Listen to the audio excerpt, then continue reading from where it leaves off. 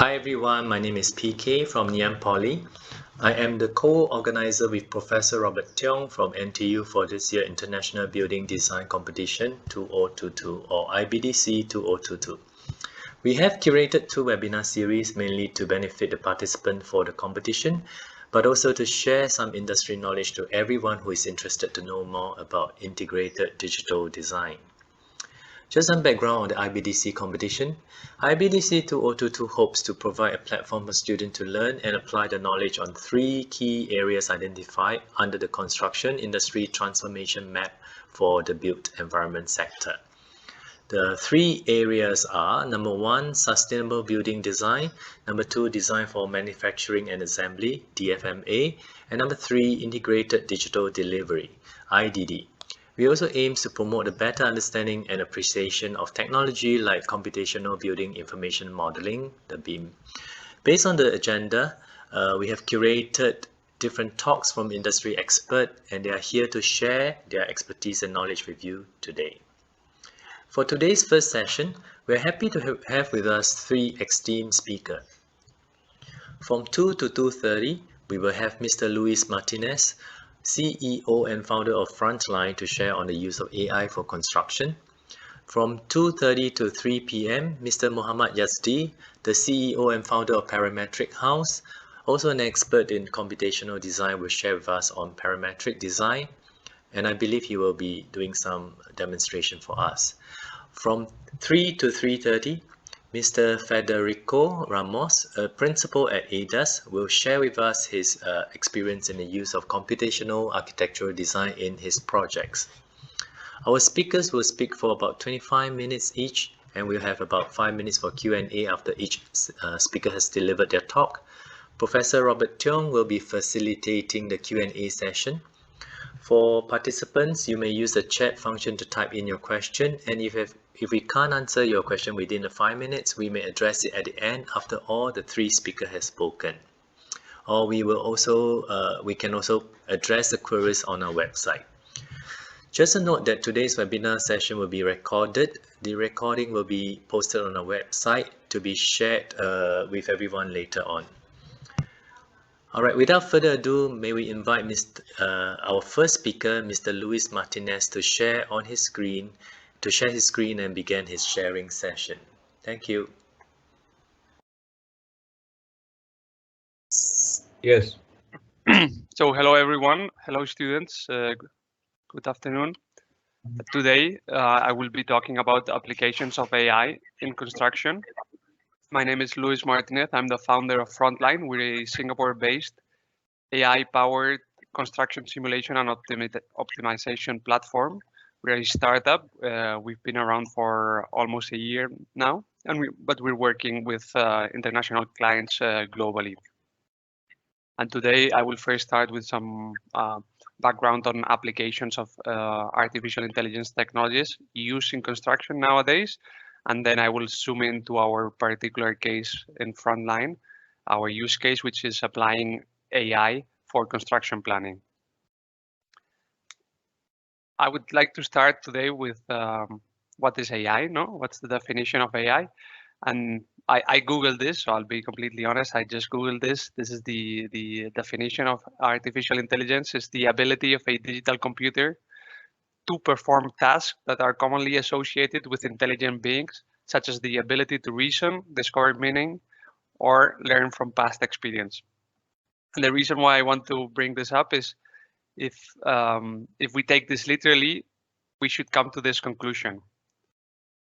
Artificial intelligence won't be able to replace us if we're not intelligent, because artificial intelligence or its definition is trying to say that it's here to replace activities that require intelligent reasoning. And today I want to share you my experience in applications of AI in construction, which is the complete opposite, and let me show you why. There are many artificial intelligence enabled technologies that are being currently deployed and used in the construction world. And this here, we are just showing some of them. From computer vision to machine learning applications for predictive maintenance or predictive repairs, from robotics that are performing tasks that were previously done by people, to some applications in the 3D design and BIM space, the building information management space, and many others. But what all of these applications of artificial intelligence enabled technologies have in common is that all of them automate low value added, data heavy, and or repetitive tasks. So all of them are coming in to help people with tasks that we're not very good at because they don't add a lot of value. They require a lot of data crunching and they're very repetitive. And we humans, we don't like doing that. We are very bad at that. We like doing the interesting, appealing stuff. And in these areas is where we see a lot of artificial intelligence enabled applications being deployed. And now I would like to share some examples of technologies that are being currently used, that I've used in the past when I was working for construction companies. And I would like to touch on the example of computer vision. What computer vision brings is on one side, it brings the ability to record a video and be able to recognize objects, to classify these objects, and to segment them in different categories. And in order to be able to do this, for you to be able to take a video and do these activities, there's a very strong artificial intelligence algorithm behind that has been trained to recognize those objects, classify those objects, and segment those objects. If we could think of applications in the construction space, such applications are quality control, progress monitoring, and safety management. And in all of these activities that are fairly repetitive and low value add, as I will show you in a bit, this AI-enabled technology, computer vision, has been very valuable in helping deliver these activities. First one would be in quality control. If you go nowadays to a construction site, you may see even drones flying with cameras, or even using your own laptop or your smartphone to take a video. This video is then used to generate a point cloud model that is overlaid on top of your 3D design model. And by being able to do this overlay, you can detect whether things have been built as per the design. And if they have not, what's the deviation? Is the deviation acceptable or not? So this is an extremely powerful capability for quality control. What did we do in the past? We would send inspectors out to spend a lot of time making measurements, to then come back to the office and crunch all of those numbers, and they will find out that in most cases things are fine. It's just that one or two inspections or one or two areas they need to focus on. So they would spend a lot of time just to find things that are okay, which was depriving them from focusing on what really matters, which are the ones that are deviating from the design intent. Here, AI helps them a lot because it removes all that demanding work and helps them focus just on what really adds value and where they can bring in their expertise, which is those areas that deviate from the design, and start thinking what needs to be done to rectify those mistakes. Same thing goes for progress monitoring. In the past, you would have people walking around construction sites, literally just checking what has been done and what hasn't been done. Now you can do it by taking a video and comparing this video with your 3D model. You can see what's ahead of schedule, what's on plan, and what's behind schedule, eliminating a lot of low value added work. And lastly, we've seen very impressive applications of computer vision in the area of safety monitoring. And what you normally have is a safety officer walking around the construction site, hopefully will pick up something, will be able to intervene before some unsafe act becomes dangerous. But nowadays with computer vision, you can monitor the whole construction site and ensure that every single worker is adhering to the safety measures and complying to the safety requirements in terms of protective personal equipment, without having to have many people walking around just to hopefully, well, not hopefully, on the contrary, but in the case that there's some violation to the safety rules, that they were able to pick it up before this escalates into an accident. The construction technology sector is booming. This is a map of all of the thousands of startups that are working in the different areas of the construction life cycle, from design to supply chain to developing to management of tools on sites. There are literally hundreds. It's a very, very active area to be in, and I really encourage you, all of you students, to consider joining some of these frontier, cutting edge companies that are trying to change the way we do things in construction. And from now onwards, I'm going to zoom in to the area where we are working as Frontline, as our startup. We are in the design and plan phase of a project, and more specifically, we're working in the planning and scheduling part of construction. But so with this, I would like to ask or start explaining what is scheduling. And for us, the definition of construction scheduling is being able to take an idea, like the skyscraper you see on the left, taking that idea, I want to build this skyscraper, to the series of steps that are required to execute that idea. So from I want to build a skyscraper to how do I pour concrete in a certain level of a certain area of this skyscraper. So scheduling is answering these simple questions. What needs to be done to achieve this idea? When does it need to be done? How does it need to be done? What needs to be done before, so that I can execute this activity, and which activities can be done after I finish this activity? How long does it take me to do each of those sub-steps to achieve that idea? And who needs to do it? Normally you will have many different trades working on a construction site. So this needs to be determined. And all the answer to all of these questions is what becomes a construction schedule. But how does a construction schedule look like? Maybe all of you have an idea of how a simple schedule would look like. But in construction, typically you have more than 10,000 individual activities, and that's just falling short. The schedules that we work with at Frontline, that our clients develop, have 20, 30, 50,000 activities. And for all of those line items, you need to answer the what, the how long, who needs to do it. So there's a lot of information. All of these schedules, all of those activities have each of them hundreds of relationships. So all in all, developing a construction schedule is a massive effort that can take up months to develop and weeks to introduce changes. So it's a very complex activity that needs to be carried out in every construction project. And I want to now explain why is scheduling so complex, right?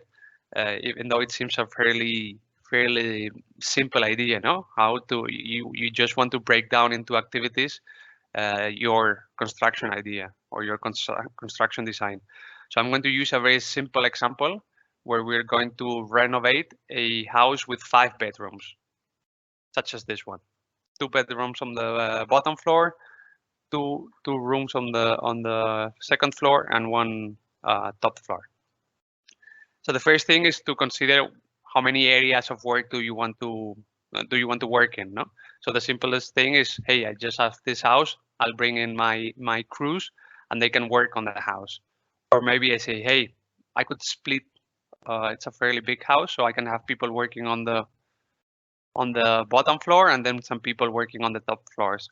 Or some other split where I'm having east and west sides, and then the top floor, you name it. But in total,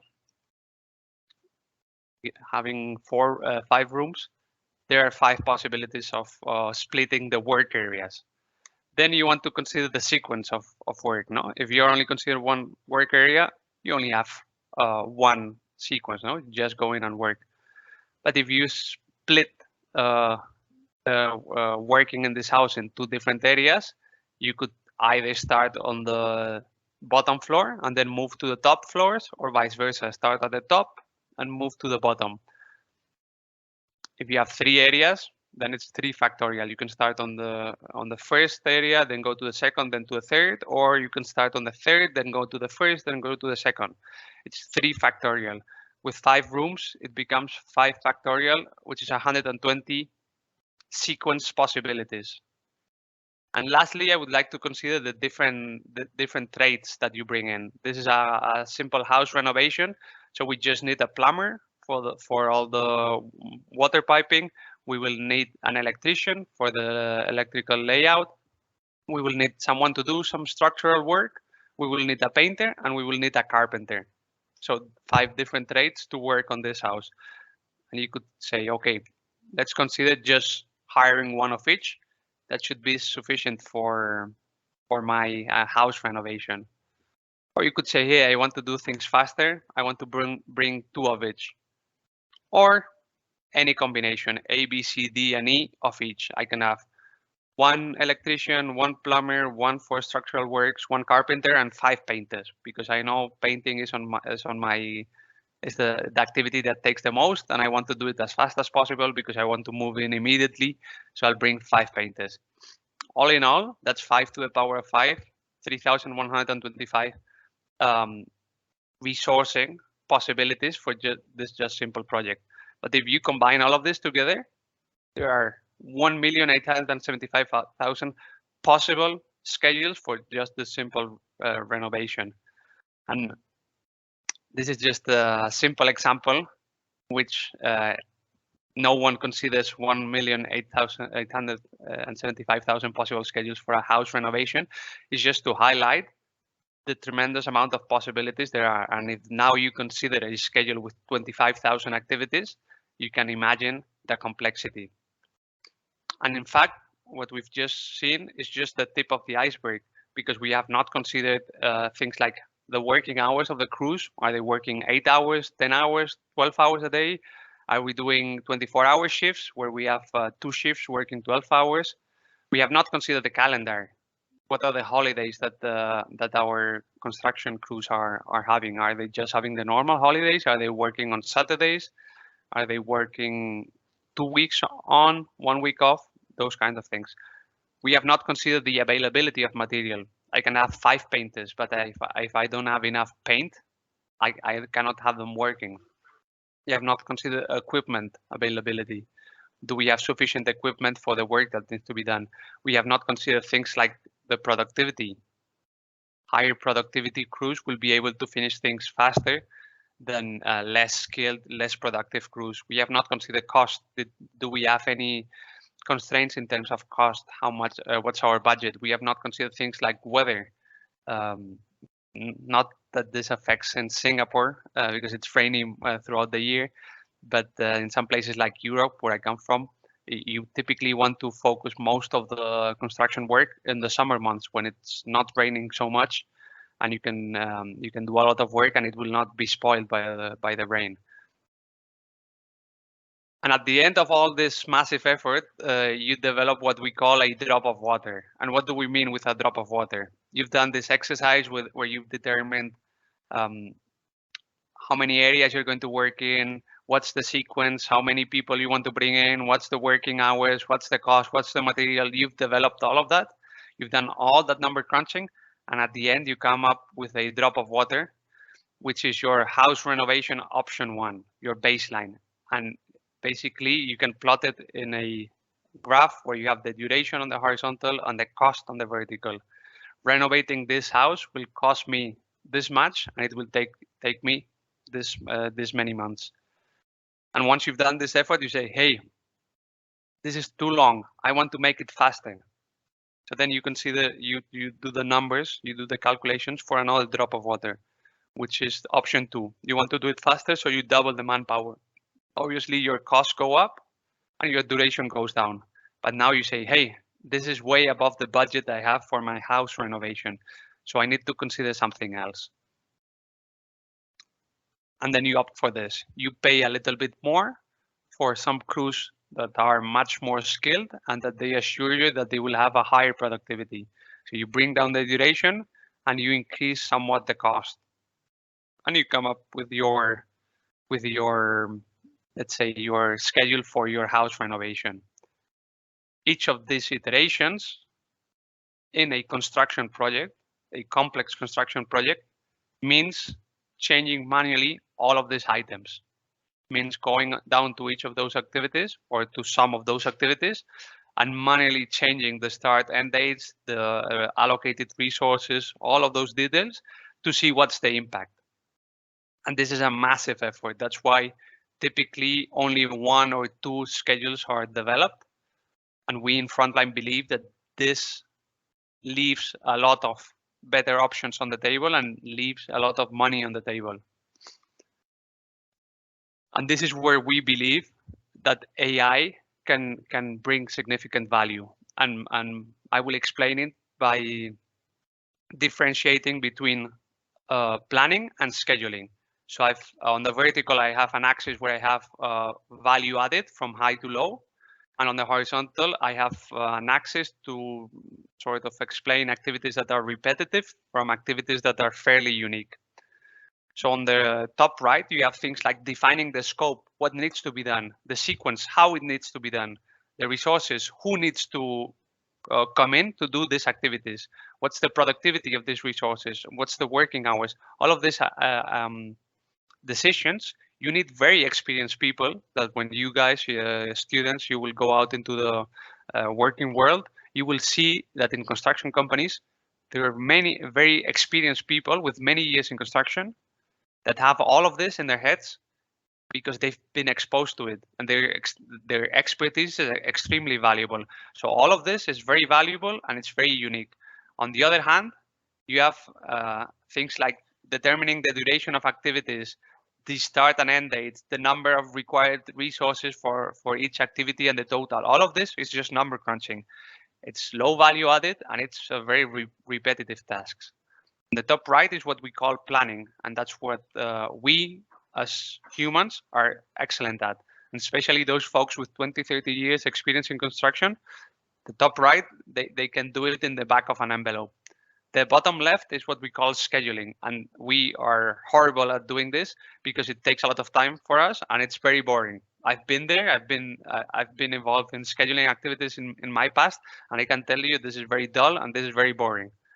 And this is where Frontline comes in to automate this low value added, data heavy and repetitive activity. And this is how our platform looks like. It's just a simple web-based application where where teams, scheduling teams, are able to upload their schedules with their resources allocated for those activities. And for each schedule that is uploaded, what we do is we will simulate not just one drop of water, which you see there, that dark blue cross. We generate for all of them, we generate their sea or that ocean of different, of all those water drops that form that ocean.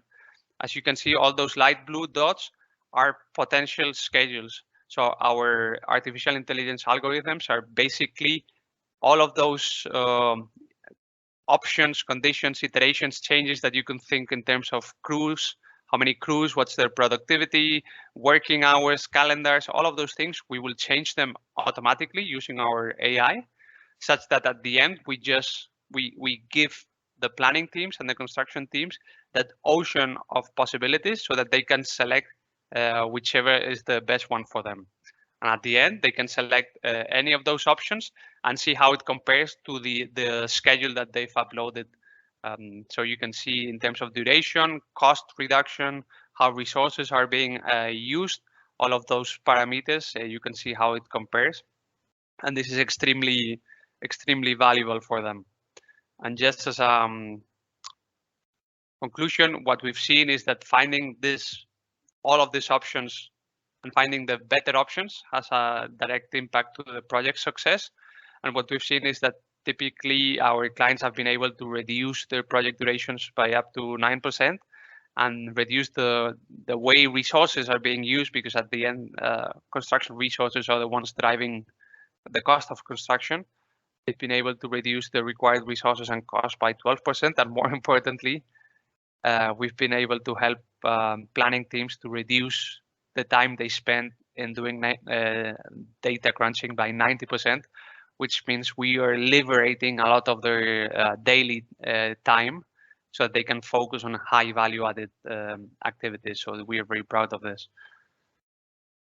And as conclusion, I hope my message today resonates with you. Artificial intelligence will replace you if you are not trying to be the best you can be. So all of you students, today you have the task to reimagine the way we do things in construction. You have to reimagine and find out new applications for technologies that are out there. And remember, or my message today is that the most efficient way and the most powerful way to come in to an industry that is centuries, thousands of years old, is by focusing on those activities that we humans are not good at doing, and that you can bring these new technologies to solve these problems. And with this, I want to open the floor, PK, for questions if there are any.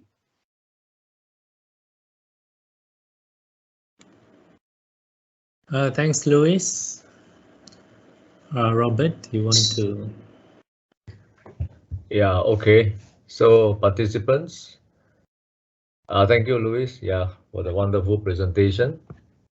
So now we have a few minutes for question answers. Participants, anyone has any question? We have no question on the chat group. You can on your video and ask question. If you would like to ask question, you can also raise your hand, then I can turn on your mic from my side. Otherwise, you can also type in the chat box.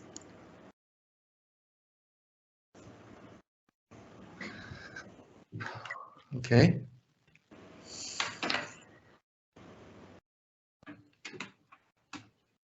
So anyone worried about AI? It can replace you. Worried about the maybe a sobering message for today. We can be more intelligent, so we will not be replaced. Our services. It's really an interesting subject. I think. Thank you for the presentation. Do you have any application yet? The question there. Do you have any application to use?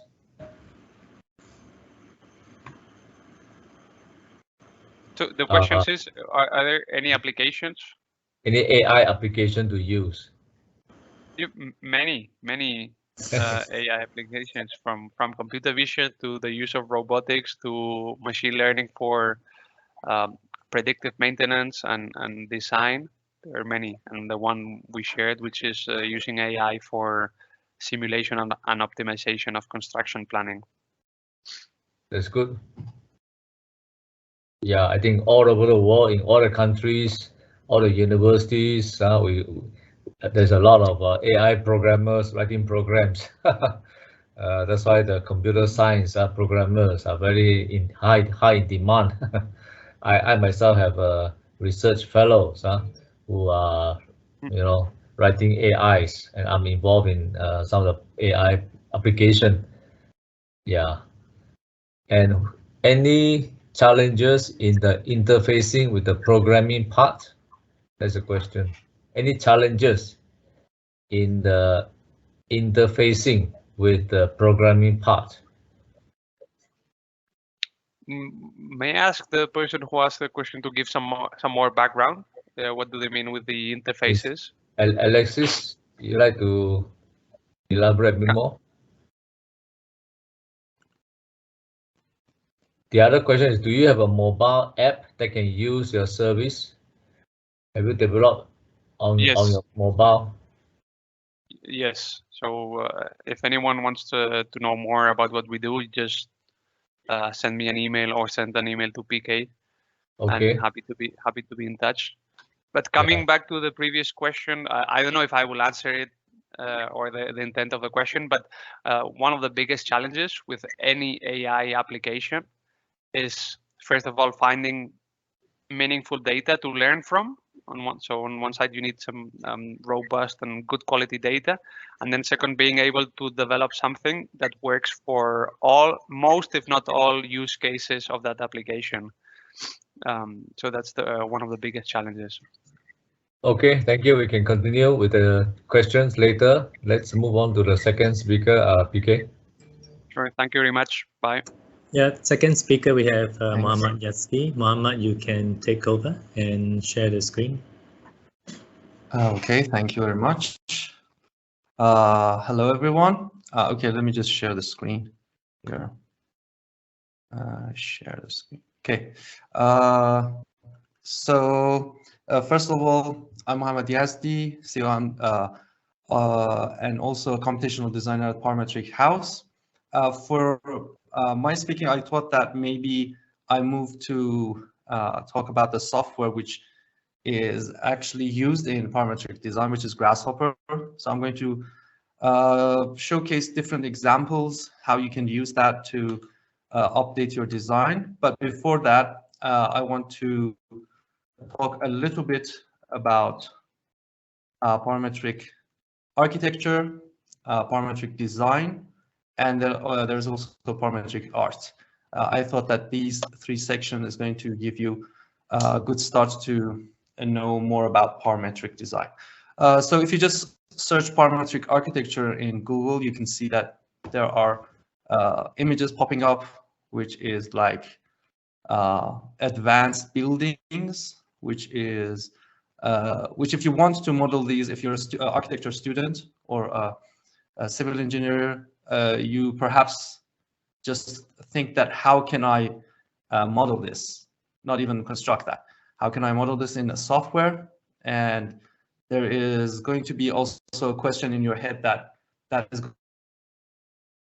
really complicated to fabricate or to build the building. For example, if you look at the Galaxy Soho of the Zaha Hadid architects, which is in China, I guess, you can see that this building is really, really complicated and built many years ago. So if I just close this, you can see it's 2012. And if we look at the images, you can see that the building is really complicated. There are connections here. And this is actually somehow one of the fields in parametric design, which is metabol connections and voxelizing points. So the Zaha Hadid architects developed a software earlier that they can produce complex shapes in their software, and then that transformed into other software using it, like 3D Studio Max. And finally, most of the architecture students use that Rhino Grasshopper, which I'm going to explain as I go further. Another example is like the Aedas Center Zaha Hadid architects. Again, you can see that this building is complicated, the outside, the inside, and even the structure if you want to make this. So these buildings are parametric. You can see it here, that it can give you a clue that how parametric design is changing the AEC field, the architecture, engineering, and construction. And if you like search for parametric design, for example, just like shoes, shoe soles, and other things, you can see it again here. Maybe like interior design, you can get a rough overview. Pavilions, making pavilions, especially for the Expo pavilions. For example, if you just search for Expo pavilion, maybe 2020, you can see again somehow parametric design coming inside these buildings. For example, this one. And also, if you go for parametric art, you can see that this parametric thing is also entering art. For example, like pattern on a wall, if you want to make a chair. This software is getting applications in many fields, maybe sculpture and a facade, which is basically building. And this is what I can say about parametric. You can understand that there is something like complicated related to this. So that is why we have computational designers. Computational designers is a complete profession which you can learn how to design with software.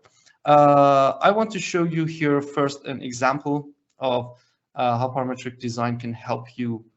For example, if you have two buildings, one is a simple building which we have modeled here.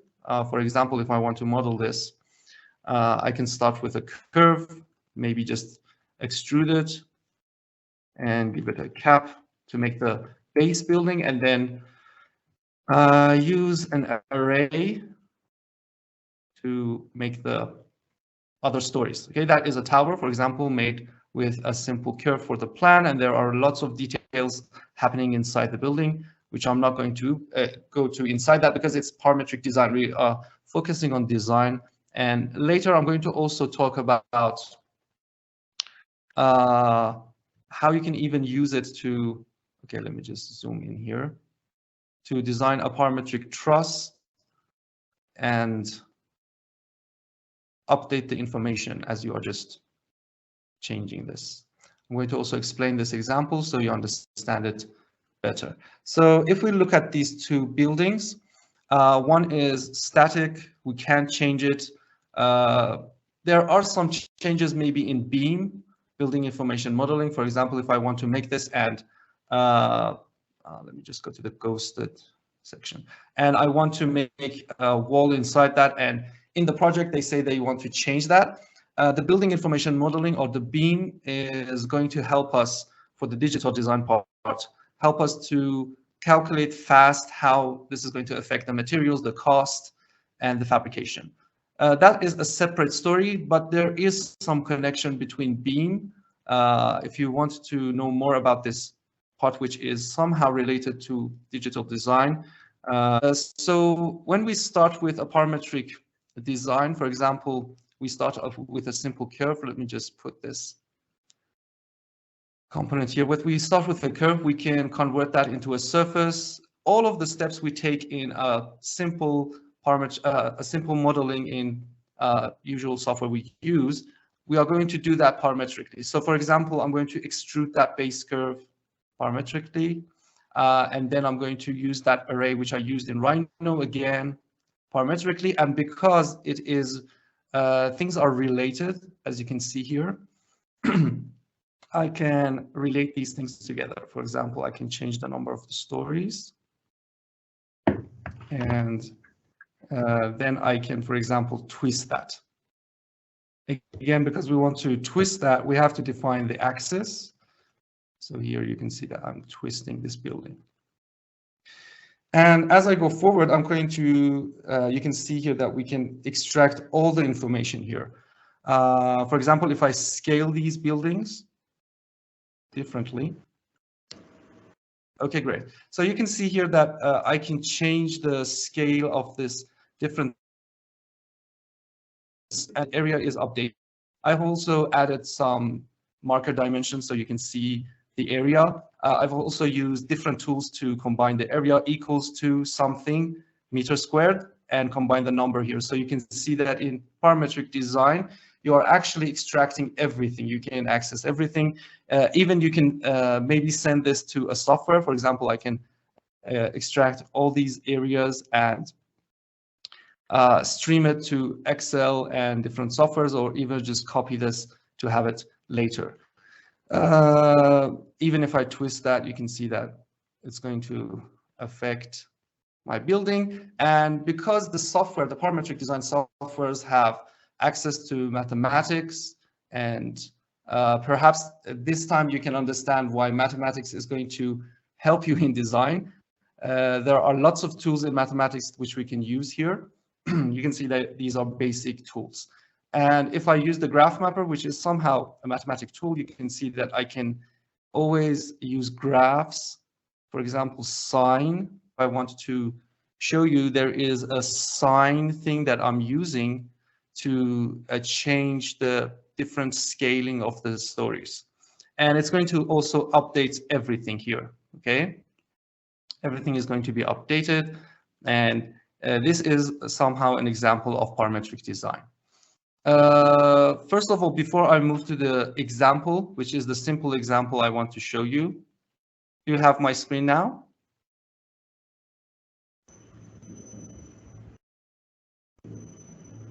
Yeah. Okay. The trust, right? Yeah, the truss. I want to just get rid of these, disable these, and show you the main component here, okay? So what I'm doing here is, you can't see the grasshopper, obviously, you're just seeing the rhino part. So I'm going to change the span of this truss. I can change the height of this truss because it's parametric. And also, I'm changing the length of this division of the truss in Grasshopper. And obviously, I can also control the number of divisions I want.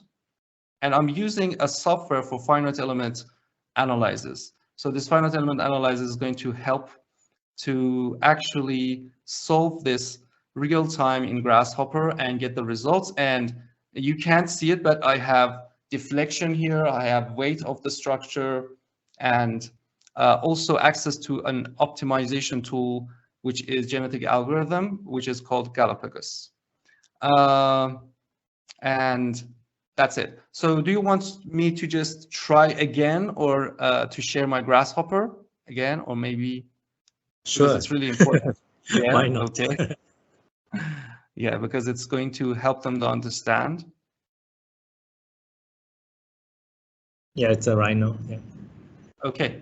So what I want to do here is to explain to you step by step what's happening in Grasshopper. But actually, if you can't see the screen in Grasshopper, you can't see what I'm doing in the coding part.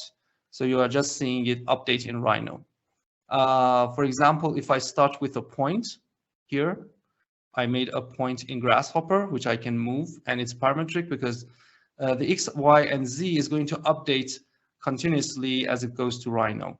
And then if I just make a mirror, for example, I'm going to make a mirror in the X, the YZ plane, you can see that the point in the mirror is going to update. So this is obviously showing you how parametric design software work. Even we have access to planes, which is hard-coded in the software. You can define an X, define a Y and a Z, and the center of the plane. For example, if I want to make a plane, I can just hit on here, set a plane, and you can see that I can make anything, any plane in Grasshopper and use that for my design. For example, I can make a circle inside that if I want to. And then I can change the radius. Okay, everything is fine. You can see the basic of the Rhino.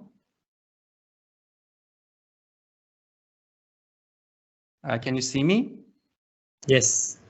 Okay, okay.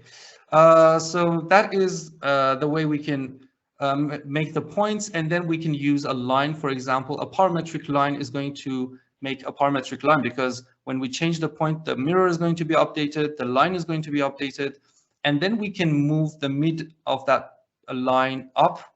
For example, I can use again a mid parametric tool to extract the mid. And again, I'm going to use a move tool, which is again parametric. So everything is going to add up. And when we change the base,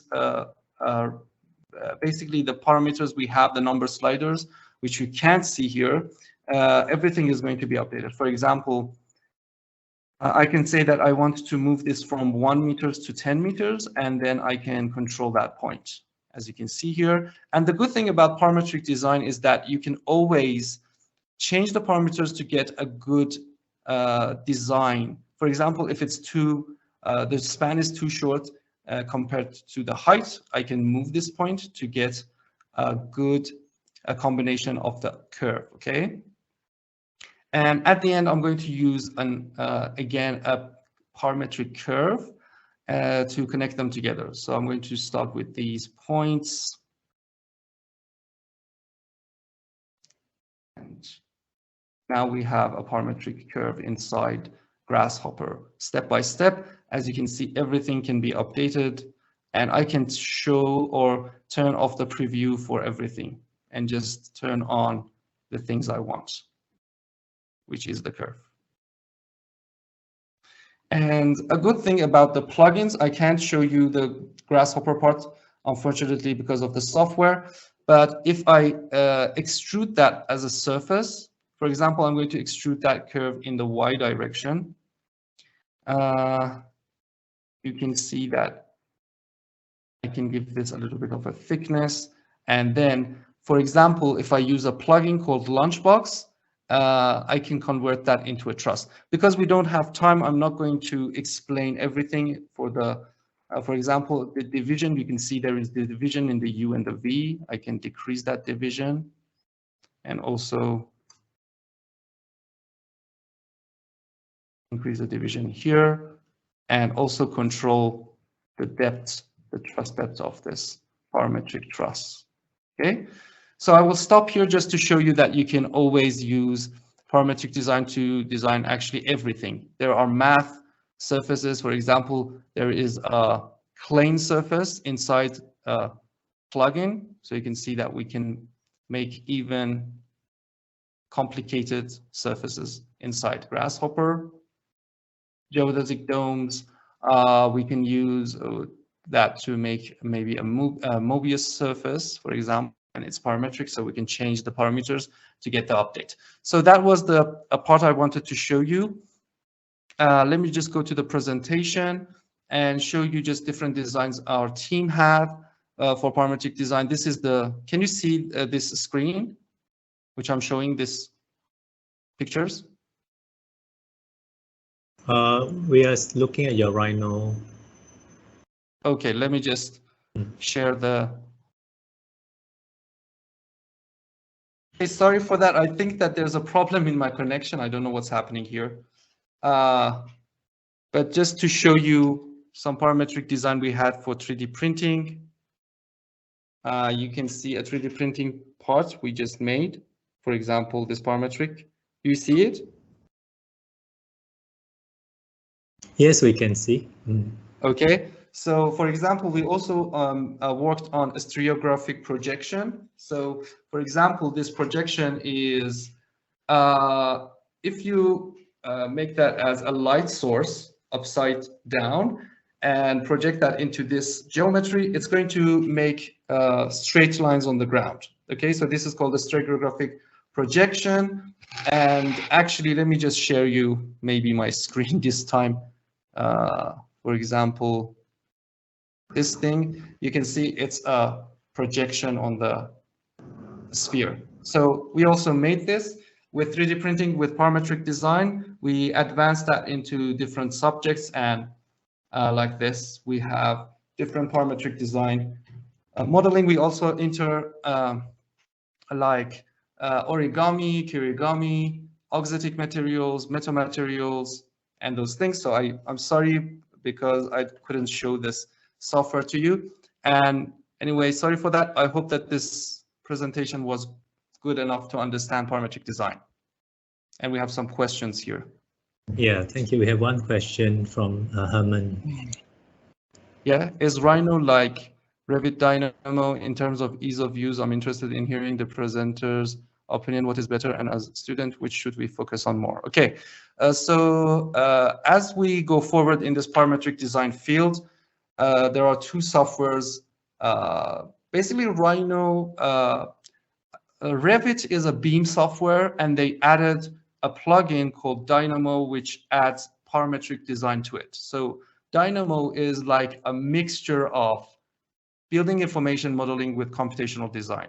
So I don't think it's really, it is great because it is in the construction field, but because I'm a designer, I go into different fields like architecture, arts, and design and combine them together. I prefer to use Rhino, but you can use Revit Dynamo exactly. And recently, Rhino added something called Rhino Inside, which is you can run Rhino inside Revit, which is really, I think it's revolutionary because you can have these two powerful softwares together. And it really depends on what you want to do with those softwares. If you want to do computational design, Rhino Grasshopper is the best. If you want to combine it with Beam, you can go with Rhino inside combined with Revit and Dynamo.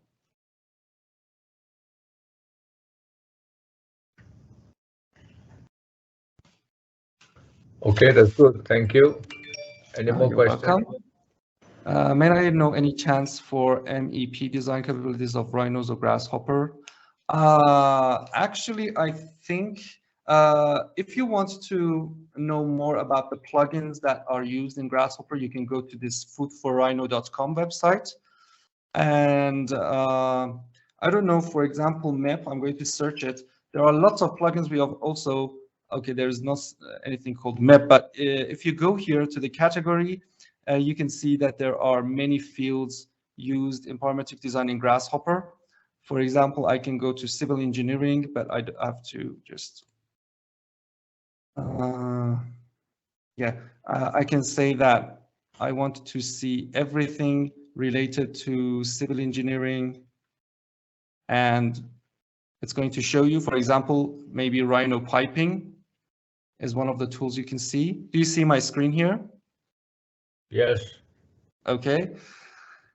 And you can see it's like, I don't know, maybe you have to pay for this one because it's not really common to use these things in Grasshopper. But for other things, for example, Rhino Vault, which is developed by the, I think one of the ETHZ from the University of ETHZ, and they have developed this plugin in Rhino Grasshopper, which you can make vaults, compression only structures. So I didn't have time to also show you the digital fabrication because it's really broad to enter the computational design field. But if you want to know more, for example, for our website, let me just show you just a key part in our website. There are many things we have gathered, for example, the PDFs related to parametric design. If you go here, you can see the resources we have added. So PDFs that you want to download if you want to. We have like maybe 300, 400 articles and theses gathered here in our library. For example, if you want to know about kinetic origami surfaces, or you want to know about digital in architecture, for example, for printing on textiles, transformable structures, traditional Chinese timber, fractal geometry, you can always go inside these PDFs and download them for free. And there are information about this, and you can download it here. We have also some parts, for example, the projects, which is related to parametric design. We also gathered these projects here, which you can see, maybe like 300 projects, different differential growth. You can see you can use it even in jewelry and other things in art, string art, and those things. And if you want to learn Grasshopper, we have a complete field. So free tutorials is like our YouTube channel, which is like 60,000 followers. We are the top in the Grasshopper field. If you search for Grasshopper tutorials, you can find us. It's like 270,000 views. And for example, this one also took off to 250K views, which is like 3D printing and other things, tutorials, which I've explained step by step in Grasshopper, what you can do to make different subjects. For example, you can even use it for mechanisms. You can use it for designing a roof in parametric and pavilions and those things. And sorry that I took my time to enter these subjects. Is Rhino very much useful for structural analysis? Yes, you can use a tool called Millipede is, let me just show you here. Millipede is used to for structural topological optimization, structural optimization. It has lots of tools, and there are other plugins that you can use, and it's all inside Rhino Grasshopper. yes, you can use it for structural analysis. But because we are talking about parametric design, we are actually designing in the first phase, you know, for the ideas, we are developing the ideas. So the structural analysis is going to help you to design, basically get an idea of this complex building that you want to make and give you a hint that if you slightly change these parameters, you're going to get a better design. You're welcome.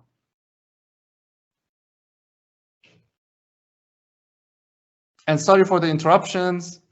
I didn't know that this is going to happen. I thought that I give you a short lesson on Grasshopper. So if you are interested in the software, maybe you can enter it, because it's really important to see the software.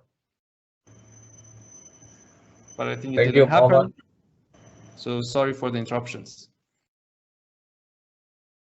Thank you. All right, thank you, Mohammad. I think if you have any question, you can continue to post on the chat and we can pick it up later. Maybe now we can invite our last speaker. Fred, you want to share your screen and yeah, you can start your presentation. Thank you.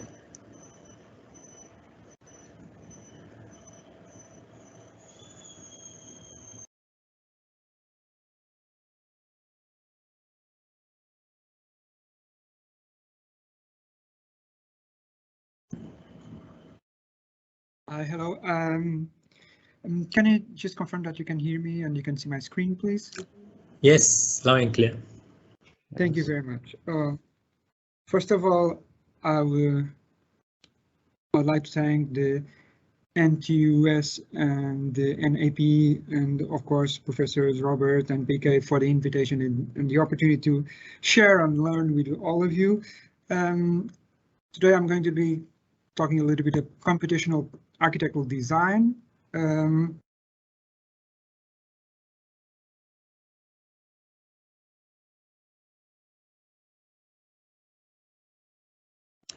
Fred, you're muted. Sorry, apologies for that.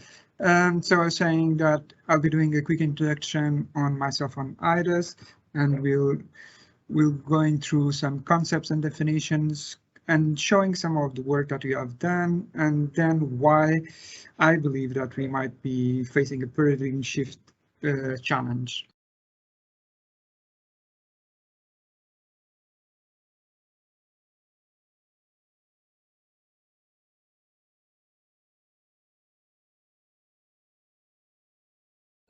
Sorry, I think you're muted again. I'm not sure why.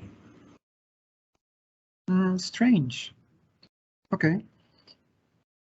I'll continue monitoring my. Okay. So as I was saying, we believe that is required a deep understanding of our communities to be able to design for them. So this informs our strategy of a global footprint with over 1,200 talents distributed across the world, located in 12 cities. Providing services of architectural design, interior design, landscape design, master planning and graphics, and the company is really focused on the quality, and that is reflected on the awards that we have gained. We have collected over 720 international design awards. At Aedas, Singapore, we are located at the metropolis in One North, Buena Vista. We have over 200 architects and interior designers. We look at the beyond just BIM, and we focus more on the AC digital transformation when addressing these questions of how the digital transformation is impacting the AAC. Our first projects and experience with digitalization, BIM, and parametric designs go back into 2011, and we have completed in recent years more than 50 projects using BIM, and many of them using also computational design. We have recently during the pandemic, just completed our first IDD integrated digital delivery project and we were very proud that we were invited to submit it to the BCA competition and awards. Some of the work that we do, you might be familiar with it. So among some of them, the Marina Bay Sands Integrated Resort, the Raffles Hotel restoration. So in one, playing a role in building Singapore icon, and another one playing a role preserving a Singapore icon. Also the Star Vista, just nearby our office in One North Buena Vista. The Sandcrawler, where it's located, the Lucas films were located. It's quite interesting because sometimes if you are like myself, a Star Trek a fan geek, you could actually see some of the figurines on the windows when you're passing by. The Sentosa Boardwalk, that also it's quite familiar and it won the President Award Design.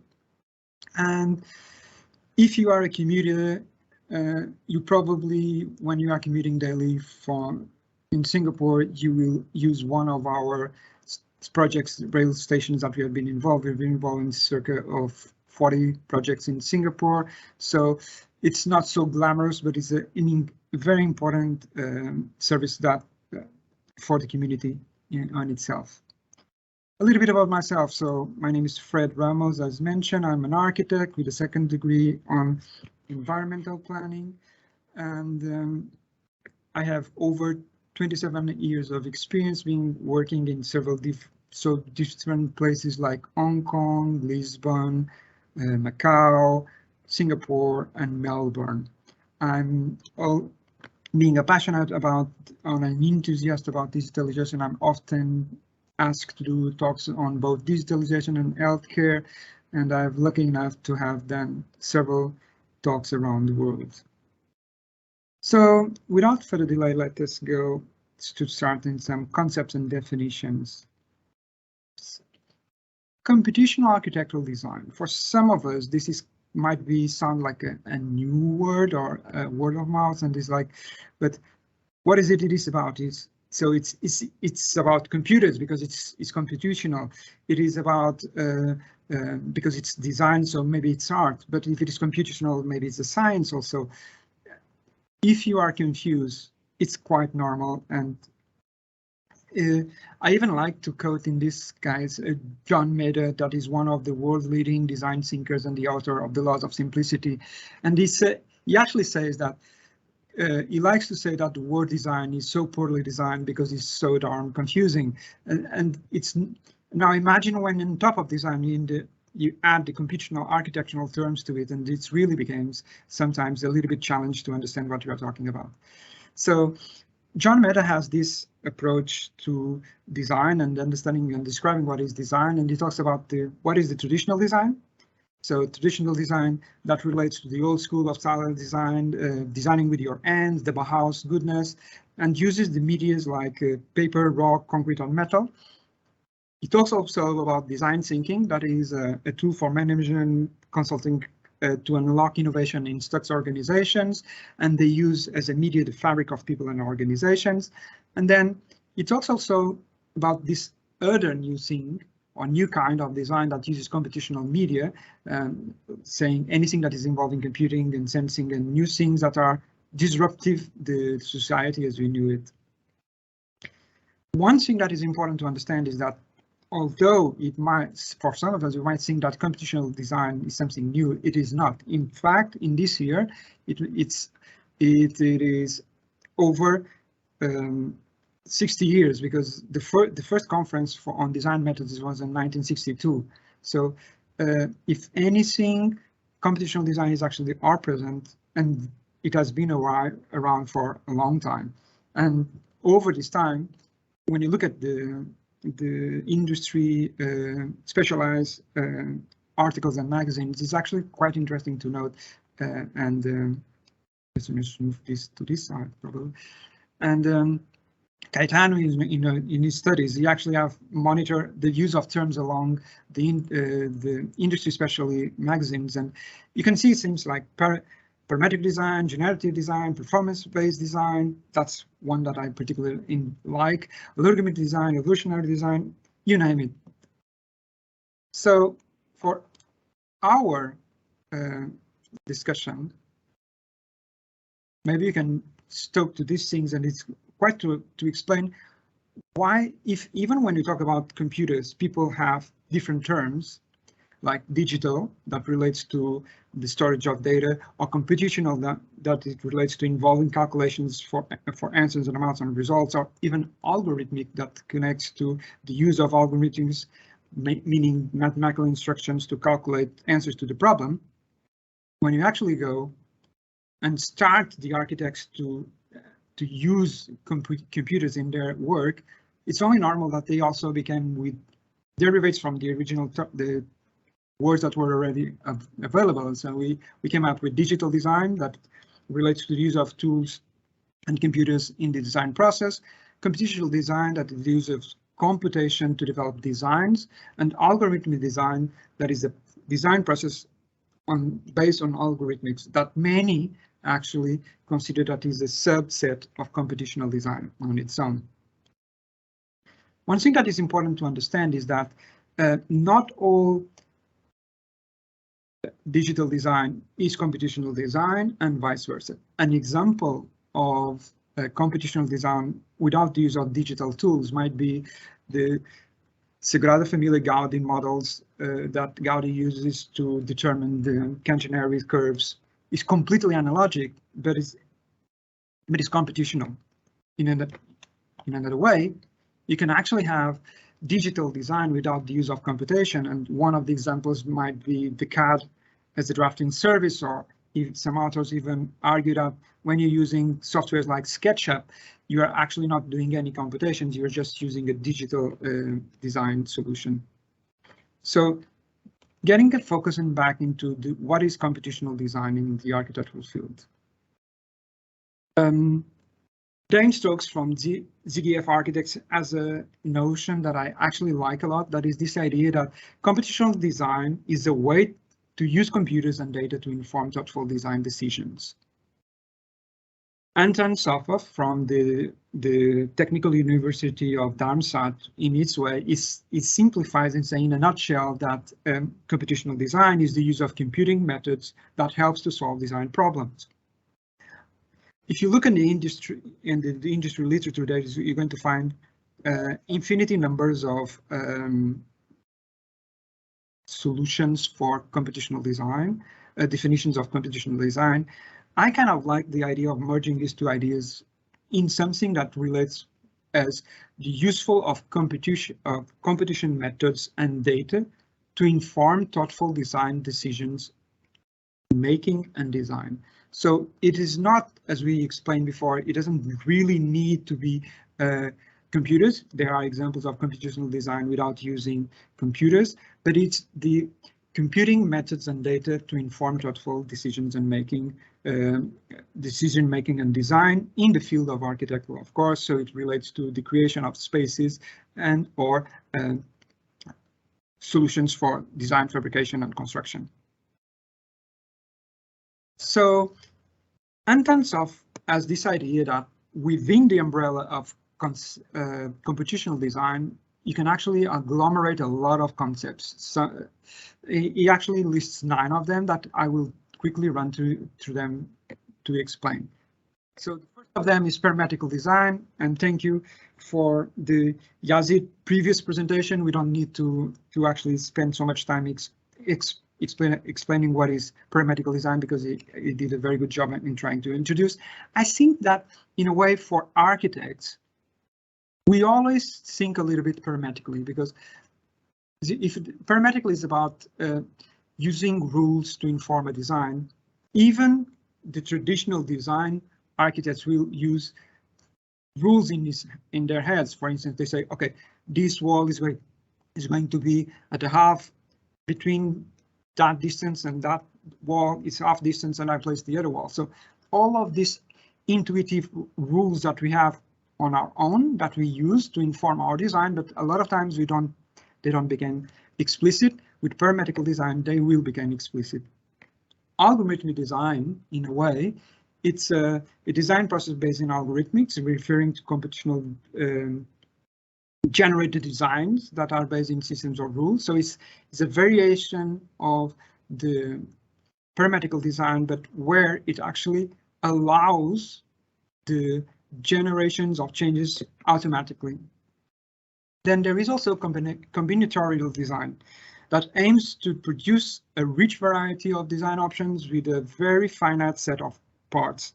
The best example to think about this is probably think of Lego, and a Lego piece as a series of rules that you can use, but there are limited amount of pieces that you can use, and with these pieces you can generate very different structures and solutions.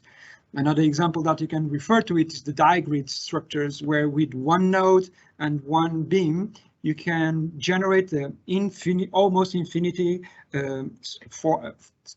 set of rules and solutions for your design. Generative models optimize the design by generating thousands of design options and ranking them according to criteria that we establish.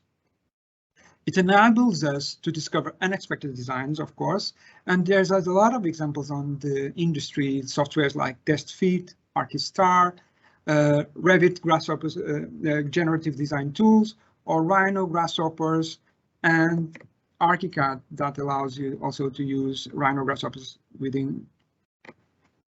Evolutionary optimization is a subset of the generative models, and they use the principles of evolution. So it means that you will go through iterations of your design, and in each iteration you pick the best solutions that you have on your design to generate the next generation of your designs. Computational analysis refers to the methods and the tools that you can use to evaluate the performance of your design solutions. It allows us to inform a thoughtful decision making is the key element that makes that allow us to rank solutions in according to an established criteria. Material computation and form finding is a process where we allow the natural behavior of the material to compute a form for us. It's also an example that you not always need a computational design. You not always need a computer to have a computational design. The example of Frey Auto minimal surface experiments, back when it was experiment Frey Auto, the computers didn't have the capacity to generate and to provide the solutions that they needed. So he actually ended up experimenting with soap.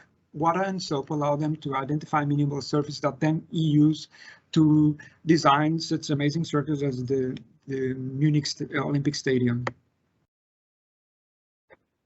Machine learning, and again, we have the advantage that Luis was talking a little bit of AI, so it's seen as a part of AI.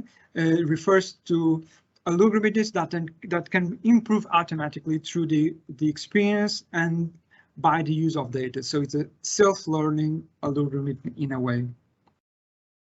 And the last notion is this idea of the self-organization that is a little bit still on very experimental field in the architectural, but it refers to this idea of the promise that if you set up the right set of rules and independence in parameters, you will give rise to forms that you never actually ask the computer to generate, but that for some reason, somehow, they will fulfill all the project requirements and aesthetic preferences that we have. It's based on the work from Craig Reynolds on Boyd's that is a software that simulates the flocking behavior of birds by creating simple rules that then allows it to simulate life, basically. So with all of that, let's just go back to some of the examples of work that we have done in Aedas using computational design. And I would like to start precisely with the work that we did in the West Kowloon high-speed rail in Hong Kong. A lot of people think that parametric design is to generate crazy forms or to explore forms, or in reality, in this case was particularly funny. The fact that, for instance, when you look at this surface that we see around the void in the West Kowloon terminus in Hong Kong, we actually had a Rhino manually modeled surface that has established the design intent, and we use parametric design to actually sort it out, how to build it and how to document it. So not so much the form finding, but the form resolution. So using a parametric model in Rhino and Grasshoppers, we were able to use optimize the panelization and do analysis that allows us to identify solutions so that we can build this with no bending surfaces, because they would be impossible to use in terms of to build using a simple aluminum panelization. There's only so much that you can bend the panels. Another thing that is interesting is we as architects, as commercial design firms, at the end of the day, we rely a lot also in universities and researchers to develop tools that we end up being more like a consumer of solutions. So that's why competitions are so like this one are so important. For instance, in this case, it was the competition of the 48 hours BCA BIM. And this, in this case, allows us to explore a series of iterations of how to link multidisciplinary collaboration. So you use Rhino, Grasshoppers, and analysis using Ecodoc and Vasari. At that time, it was still a valid software, but by using generative tools to actually see what was the optimization of the facade shading or the optimization of the tools of the openings on the roof. Another example is the high-speed rail station roof. The performance that we wanted is to have a performance-driven form finding exercise to generate the roof over the underground rail station. And in this case, so we're looking at how can we actually use the tripod that structurally is one of most efficient structure forms that you have, because basically it comes from a pyramid solution, but with 3 arches, and with the parametric use of Houdini, we could do form generation panelization analysis to allow us to stretch the possibilities of these arches so that they can still work in an efficient way from the point of view of structurally, but providing us a little bit more flexibility in terms of the design expression. In some other cases, you actually use computational architectural design to generate not only software design solutions, but also to optimize our workflows. This was the case of the JA Expo International Theatre in Jakarta, where we use a parametric model in Houdini that can generate view analysis from all the seatings. Just to give you an idea, traditionally, we look maybe at 3 or 4 points and check 3 points in the proscenium to try and ensure that you have optimum views. With this solution, we were able to check each one of the seats for 12 points in the proscenium, and we were also able to use using the live link connection between Rhino, Grasshoppers, and ArchiCAD at that time. We generated a workflow that allowed us to update the documentation in less than 90 seconds.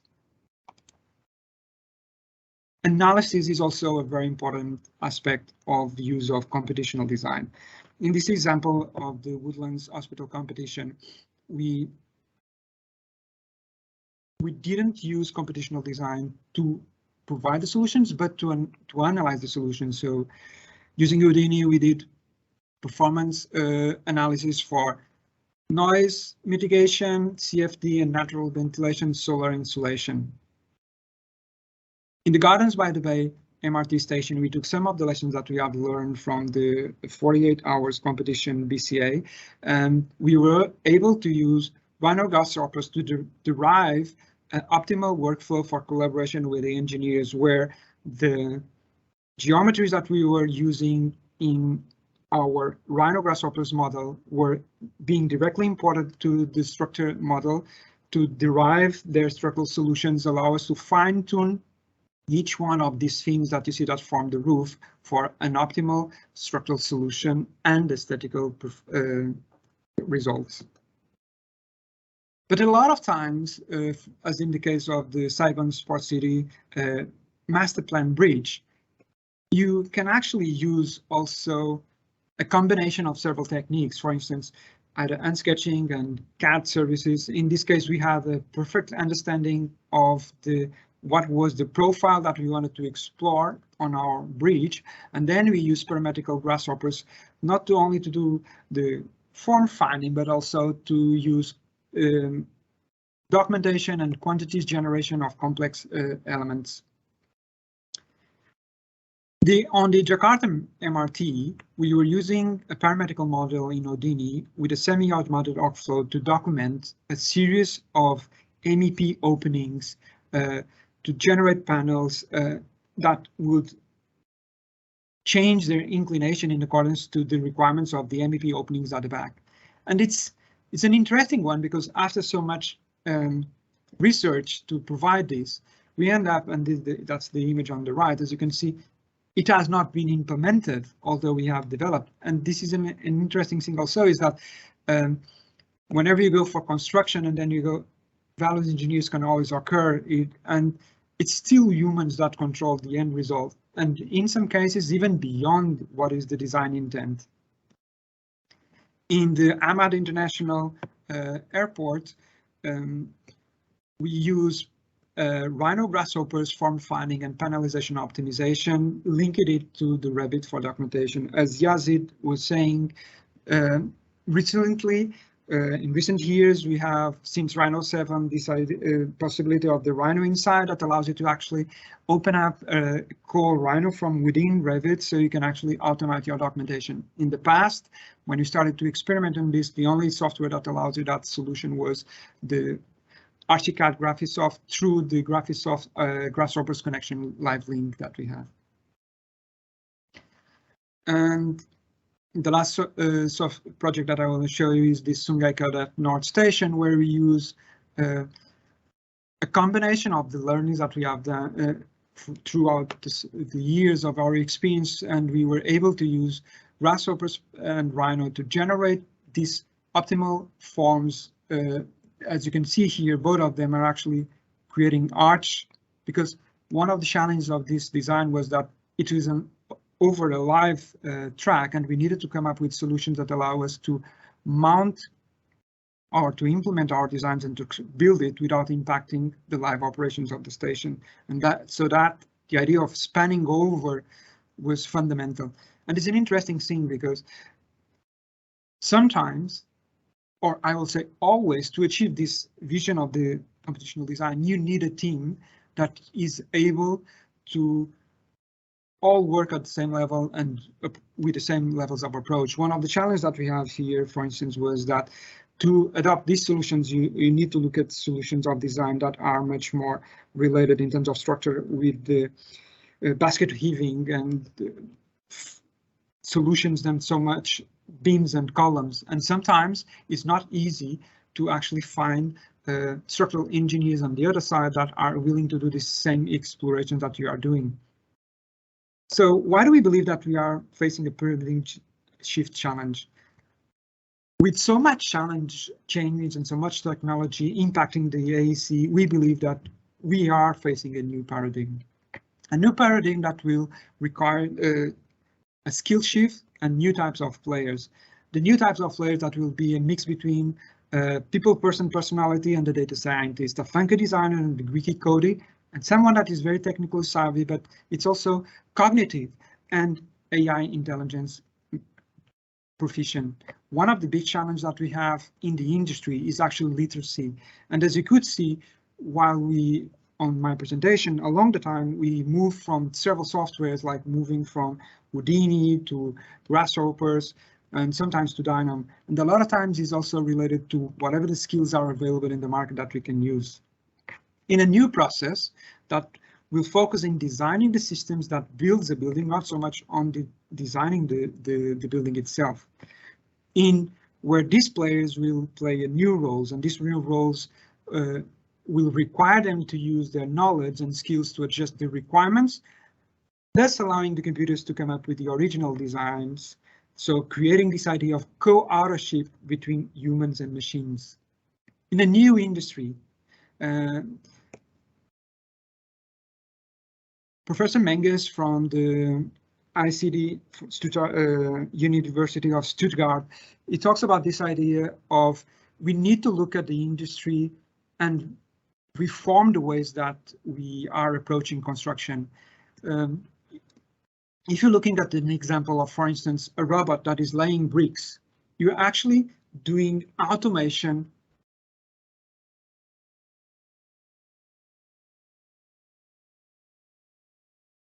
the full advantage of the computational design. You actually need to computational design and digital transformation on the AEC. You need to look at new process and not only trying to automate what are the existing processes already in place.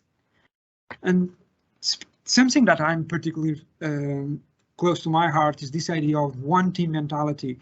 With the new tools that we are allowed with the digital transformation of the industry, common data environments, and 24/7 sharing, we can actually change the way that we work from more confrontational between players to allowing the idea of aligning the interests of all parties involving the process in a non-disruptive culture, in a process that is designing for the users, with the users. And there's quite a good example with Minecraft, the use of Minecraft to design emerging countries' public spaces, and to build the built environment for a better society, based on the idea of a built ecosystem that enhances urban diversity and promoting population's wellness. Because we need to promote change, and I take this idea of Henry Ford, that if you always do what you do, what you did, you always get what you got. And if we continue just to get what we got, we will be facing a very challenging future with the industry, because the AEC industry at the moment consumes over 40% of the global energy consumption, and some authors say that it goes from 30 to 50% of the waste generation.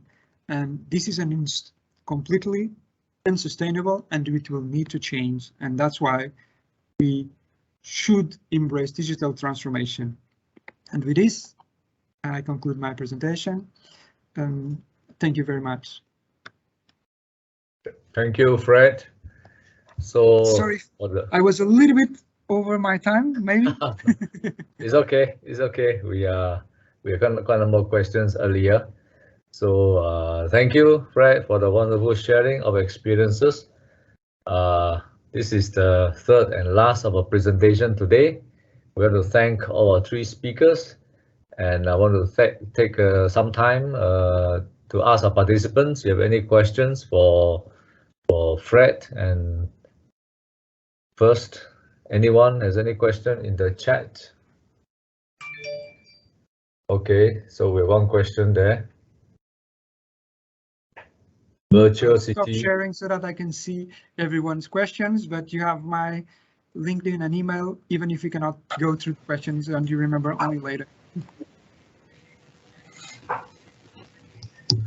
Okay, so there's a question in the chat. Do you think more archi firms should explore making virtual projects soon with the use of computational design?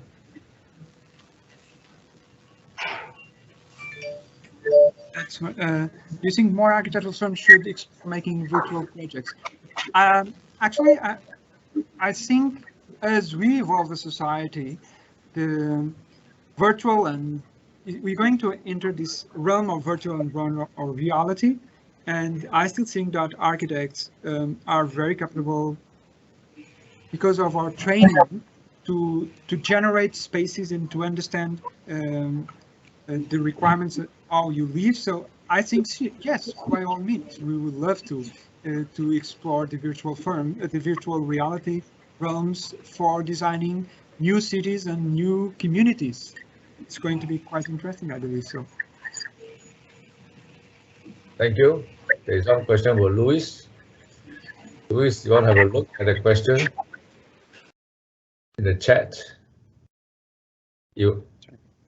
Sorry, Robert, I cannot see the chat. Can you read the question? The career path as a scheduler, how will it develop and transform in the upcoming Industry 4.0? Currently, in most of the projects, we are still using P6 or Microsoft project. Basically, just like doing planning, scheduling from manual to software inside. So what will the project scheduling develop in the future? Yes, wonderful question. I think, first of all, rest assured, there will always be schedulers in projects. They're just so complex that you need them. It's just that the low value added activities such as inputting data into P6 or projects, gathering that data and inputting the data, then doing all the checks to see what's the actual progress, that will be automated so that you guys, the schedulers, can focus on what you are best at, which is understanding what needs to be done, how it needs to be done, and in case there are any delays, what needs to be done to eliminate or mitigate that delay. So I would suggest that all schedulers try to spend less time with P6 and go to the construction site to understand how things are done so that you can upskill yourself, be much more valuable, because in the future, those are the skills that will be required from schedulers, and all the programming part will be done by AI. Thank you, Luis. Great answer. Any other question?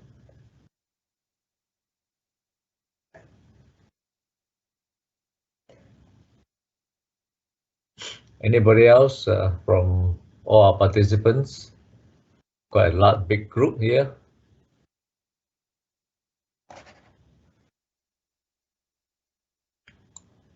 No.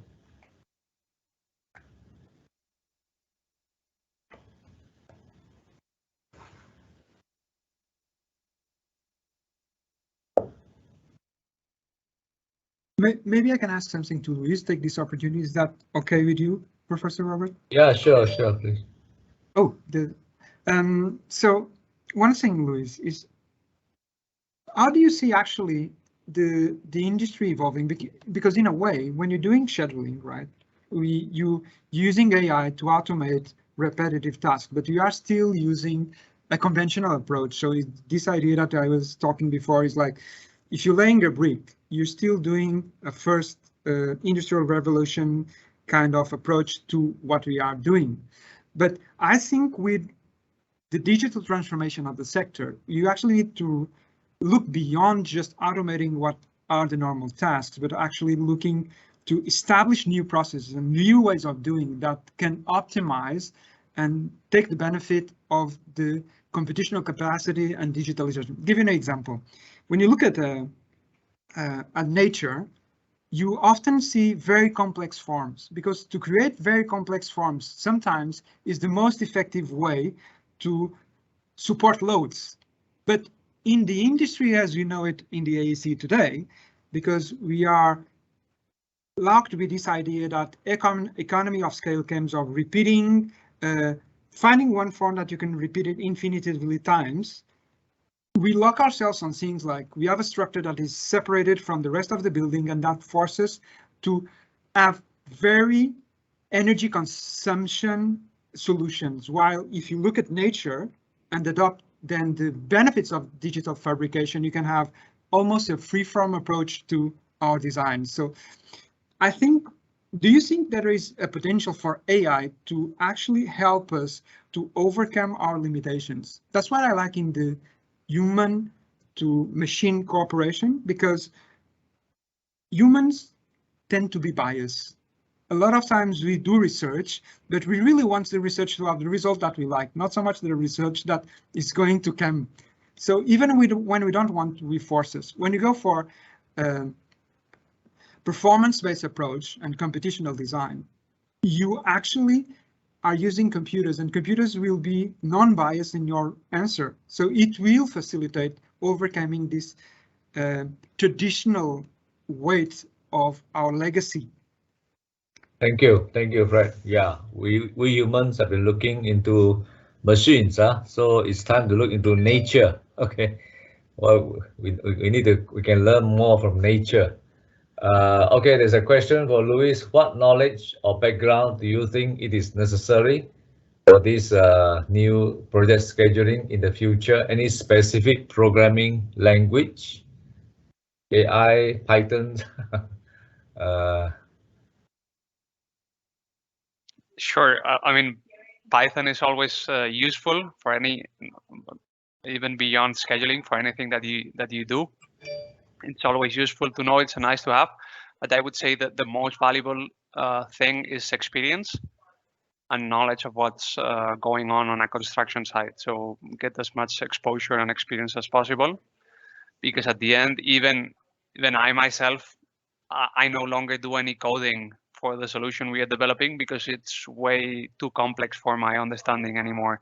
So that's my tech team that is involved in the programming. I just bring in my experience. So I would suggest to have as much experience as possible and exposure to construction activities to be valuable in the future. Thank you. Yeah. We have some comments there, not exactly question. With 3D printing, but it's so far ahead. Nature, steel, we have a code book that limits such. It is an interesting one because actually 3D printing, if you look at Dubai has the aspiration to achieve, I think it was 20% of the buildings being used 3D printing. It is an interesting approach for changing the way that we look at construction. So we go for traditional forms to a much more efficient in terms of what you can achieve. At the moment, 3D printing is still a little bit limited in what you can achieve in terms of solutions, but I think it's probably part of the future. This idea that you can use only the material that you actually need. So when you go to conventional construction, you are using a lot of waste. With 3D printing, you can even use local resources to generate the printing that you are printing, and you only consume what is exactly needed. Thank you, Fred. Thank you, Luis. Thank you. Just a little bit about the nature thing, because I was also inspired to bionic engineering in about 10 years ago when I was doing my master's. I think that I don't know about scheduling, but nature is, for example, in the bionic engineering section, do you know about the articles they publish? For example, they use bamboo for columns, for buckling and those things. So I guess it's something, a multidisciplinary research, not specifically in architecture or structure or engineering. So maybe we, as architects or engineers, have to enter those research fields in the bionic engineering research, and maybe add these things to them, so they can also know that buildings need research from nature, and maybe they find that. Good. We in the universities, welcome such ideas for more research. Thank you. I think it's a wonderful approach and idea, and the University of Stuttgart has developed a lot of very interesting work related to integration of nature principles and biometric examples into the architectural design. There are very, very interesting works. If you are willing to explore more, I strongly advise that you look for it. It's quite interesting. Yeah, great that you mentioned University of Stuttgart. Next webinar in May, we have researchers from University of Stuttgart to share with us. Maybe at this time I pass to PK. You want to share on the announcement? Hi, yes. Yeah. I just asked the last question, but it's okay. Yeah. You can ask a question. You can always email. Yes, Will there be an emotional? Emotional factor in computational design? Because a lot of what you have shown today, it's about the analysis of very physical data, maybe. Yeah. So, is there ever a study or analysis of how someone experiences space, perhaps, or that you can use in the design of the building? I think definitely that's the goal, because although the emotional reaction to how a space influences you, even currently, and if you're talking about using traditional design, sometimes it's very difficult to quantify. I used to have this teacher in school back like 20 kilos ago, not 22 years ago, but kilos ago, that he had this quite interesting statement that he used to say: if buildings architectural was reflecting the people in the same way that some other things are, so for instance, if when you actually pass near a bad building, you will turn green, or you will turn blue, or you will force to be jammed, if there was a physical reaction that it was actually measurable, it will be much more considered the importance of spaces. Because a lot of times what we have now is that the reaction in motion to a space, it really impacts you, and especially in healthcare, we study a lot the benefits of contact with nature in helping patients to recover in shorter periods of time. So there is a little bit that you can measure, but it's very difficult to measure. And because it's very difficult to quantify, we cannot have, it's difficult for us to have a measurable set of data that you can use. The moment that you have a measurable set of data, you can then set up sensors, you can easily use computational techniques to actually optimize the solution for that goal. The challenge that I see is, how do you measure well-being, and how can you generate a sensor to say the quality of wellness that this space is generating on each one of these users? Yeah, I also believe that because it's emotional factors, maybe artists have to also enter, so they have to they have to have the skill to quantify their art into engineering. Maybe, for example, if they want to say that this building is beautiful, they have to say, okay, we have like a golden ratio, so the height to the width is beautiful. So they have to bring that parameters inside the design. Maybe that's going to help, for example, for the beauty.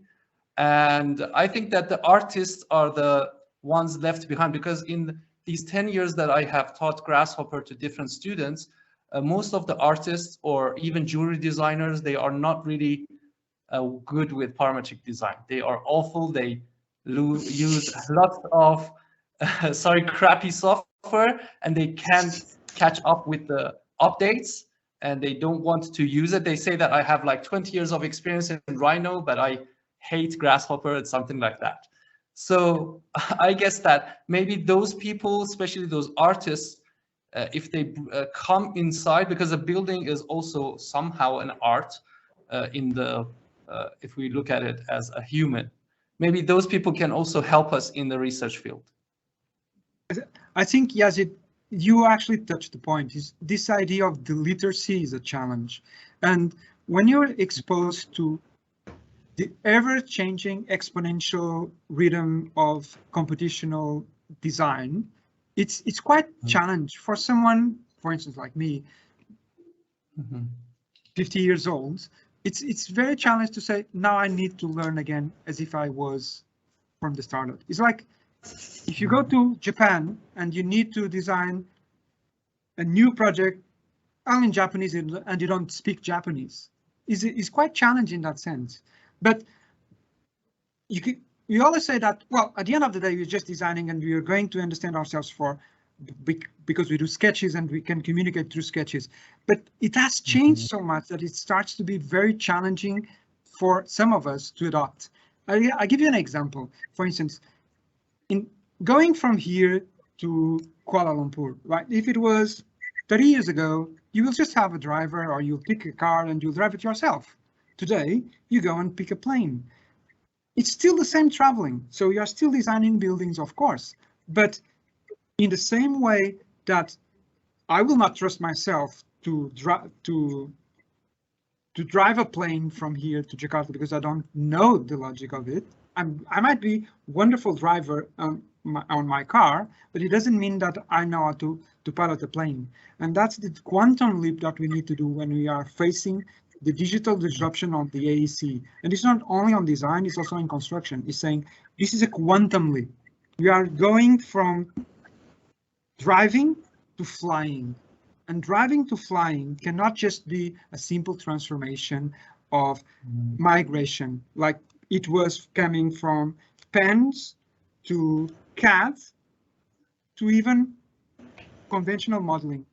Going to the digital transformation of the industry is a quantum leap. Exactly. But and it's related to people and their skills. Yeah, agree. But I'm like Luis. I don't think that computers will replace us.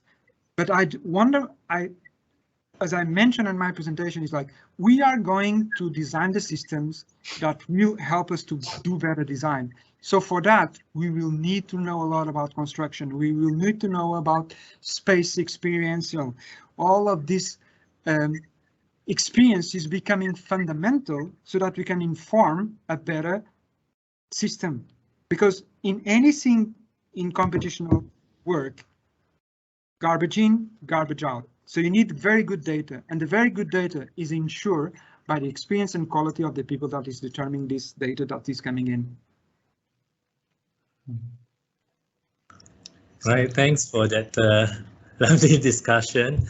I'm mindful of the time, so we have some questions that I will send to the speakers later on. I think with that, I think I would like to close the session as promised before 4.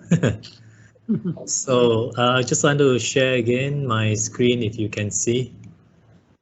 So thanks a lot for Luis, Mohammad and Fred for the sharing. I think it's very beneficial for our listener or the participant of the competition. Hopefully when they are doing the competition, they will have some of this in mind and add it into their proposal. All right, we would like to, I would like to remind everyone, we have another session coming next month on the 4th of May. This is in the evening because some of our speakers are in a different time zone again. So 6 to 7:30. If you have not registered, please register now and join us. I'll leave this on for a few seconds so you can scan the QR code.